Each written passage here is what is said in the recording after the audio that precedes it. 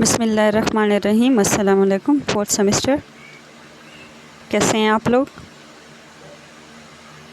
हाँ जी, आज हमने एनर्जी बैंड्स इन सॉलिड्स पढ़ना है। फ्री इलेक्ट्रॉन मॉडल तो आपने पढ़ लिया सॉलिड्स का, या फिर हम कह सकते हैं कि मेटल्स का। आज हमने एनर्जी बैंड्स इन मेटल्स या सॉलिड्स पढ़ना है। एनर्जी बैंड्स क्या होते हैं?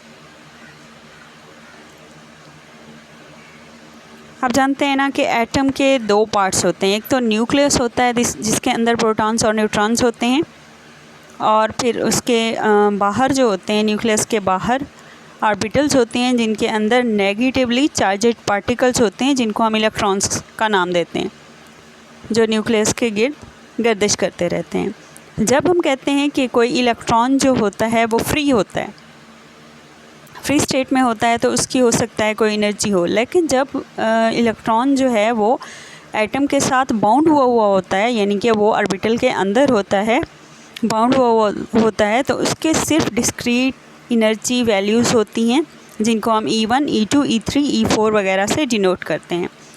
ये एनर्जीज़ आपको एनर्जी लेवल डायग्राम में दिखाई गई हैं। देखिए, एनर्जी लेवल्स की एनर्जी के लेवल्स जा रहे हैं E1, E2, E3 और E4। तो इस तरह की डेफिनेट एनर्जीज़ जो होती हैं वो एक इलेक्ट्रॉन के पास उसी वक्त होती हैं जब वो एक आइसोलेटेड एटम के साथ बाउंड होता है, यानी कि एक ऐसा एटम जो कि इंटरेक्ट नहीं करता दूसरे एटम्स के साथ। अगर एटम अकेला नहीं है या फिर किसी नेबरिंग एटम्स के इन्फ्लुएंस के अंदर है, उनके असर के अंदर है, तो बाउंड इलेक्ट्रॉन्स की मूवमेंट में मज़ीद रिस्ट्रिक्शन आ जाएगी कि उनको कुछ और फोर्सेस का सामना करना पड़ेगा। हो सकता है वो फोर्सेस ऑफ अट्रैक्शन हो सकता है वो फोर्सेस ऑफ रिपल्शन हो।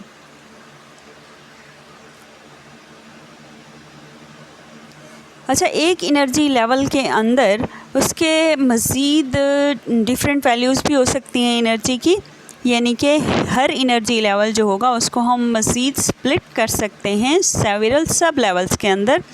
जैसे कि फिगर में दिखाया गया है, ग्रुप ऑफ सब लेवल्स हैं हमारे पास, तो ग्रुप ऑफ सब लेवल्स को हम क्या कहेंगे? एनर्जी बैंड कहेंगे।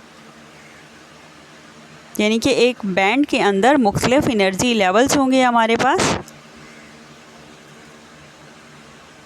अगर एटम्स जो हैं वो जुदा जुदा हैं, अलहदा हैं, तो उनका जो है वो प्रैक्टिकली आइसोलेट होंगे एक दूसरे से। तो इस तरह के एनर्जी लेवल्स जो होंगे उनके अंदर स्प्लिटिंग जो होगी वो ऑलमोस्ट नेग्लिजिबल होगी। तो जितने ज़्यादा एटम्स क्लोज़र होंगे उतनी ही ज़्यादा स्प्लिटिंग होगी एनर्जी लेवल्स की, उतनी ज़्यादा स्प्लिटिंग होगी जितने ज़्यादा एटम्स एक दूसरे के नज़दीक होंगे।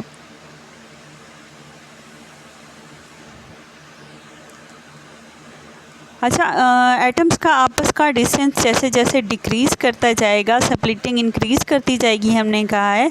तो लार्ज डिस्टेंस OD के लिए देखें, स्प्लिटिंग ऑलमोस्ट नील है। फिगर में देखें, OABCD, O से D लार्ज डिस्टेंस बनता है तो उसके लिए स्प्लिटिंग नील है, जबकि स्मॉल डिस्टेंस OA के लिए स्प्लिटिंग हमारे पास काफ़ी सारी आ रही है। अच्छा, हम देखते हैं, असल में हमने देखना यही है कि इलेक्ट्रिकल बिहेवियर जो है मेटल्स का वो किस तरह से होता है on the basis of band theory.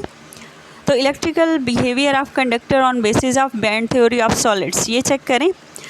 एक इलेक्ट्रॉन की जो एनर्जी है, when energy of an electron is such that it can be easily removed from its atom by the application of a small electric field, the electron is said to be belong to conduction band। हमारे पास देखें 3 तरह के bands हैं। सबसे पहला हमारे पास field band है, फिर हमारे पास कंडक्शन बैंड है, और फिर वैलेंस बैंड है। तो कंडक्टर्स के केस में हमारे पास पार्शली फील्ड, कंडक्शन बैंड और वैलेंस बैंड, ये दोनों जो होंगे ये ओवरलैप कर रहे होंगे, ये दोनों ओवरलैप कर रहे होंगे। कंडक्शन बैंड हमारे पास सबसे ऊपर वाला बैंड है, फिर हमारे पास डॉटेड लाइन्स जिससे शो की गई हैं ये हमारा वैलेंस बैंड है, और सबसे नीचे हमारा फील्ड बैंड है। इसमें वो इलेक्ट्रॉन्स होंगे जो किसी किस्म के किसी रिएक्शन में अमल नहीं करते। तो कंडक्टर्स के अंदर कंडक्शन बैंड और वैलेंस बैंड होते हैं, वो पार्शली फिल्ड होते हैं और इनके दोनों के दरमियान कोई गैप भी नहीं होता, यानी कि ये ओवरलैप कर रहे होते हैं। इस तरह से ये दो बैंड्स जो होते हैं इनके अंदर से इलेक्ट्रॉन्स जो होते हैं इजीली एक्साइटेड हो सकते हैं वैलेंस बैंड से कंडक्शन बैंड की तरफ, और हमें बहुत स्मॉल एनर्जी खर्च करनी पड़ेगी। थोड़ी सी अगर हम इलेक्ट्रिक फील्ड भी अप्लाई कर सकें तो एनर्जी लेवल्स की, एनर्जी बैंड्स की कॉन्फ़िगरेशन चेंज हो जाएगी, यानी कि वैलेंस बैंड से आसानी से कंडक्शन बैंड में इलेक्ट्रॉन्स आ जाएंगे। इस तरह से हम कह सकते हैं कि कंडक्शन बैंड में इलेक्ट्रॉन हाई हो जाएंगे और हमारा कंडक्टर जो है वो इजीली कंडक्ट कर सकेगा, चाहे वो हीट हो या इलेक्ट्रिसिटी हो। इसीलिए हम कहेंगे कि ये कंडक्टर है, क्योंकि इसमें इलेक्ट्रॉन्स को कंडक्शन बैंड में लाना बहुत ईजी है। दूसरी आपके पास जो है केस है उसमें इलेक्ट्रिकल बिहेवियर ऑफ इंसुलेटर हम देखेंगे on the basis of band theory of solid. इसमें ज़रा चेक करें, लार्ज गैप है कंडक्शन बैंड और वैलेंस बैंड के दरमियान में।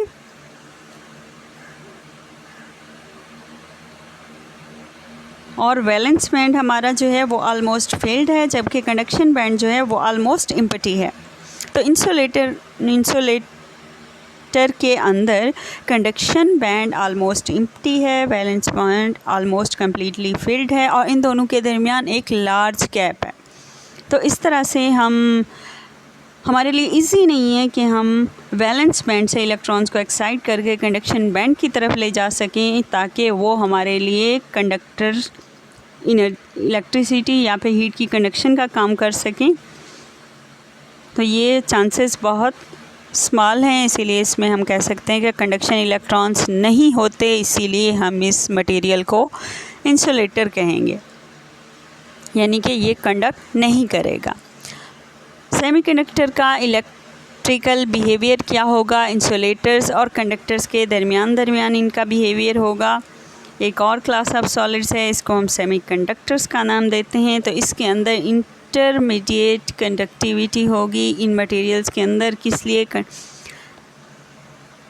बैंड के हवाले से देखें, जब हम सेमीकंडक्टर को इंट्रिंसिक फॉर्म में देखते हैं तो फिगर 1.11 और 1.10 में देखें कि energy bands of intrinsic semiconductor at T is equal to 0 kelvin.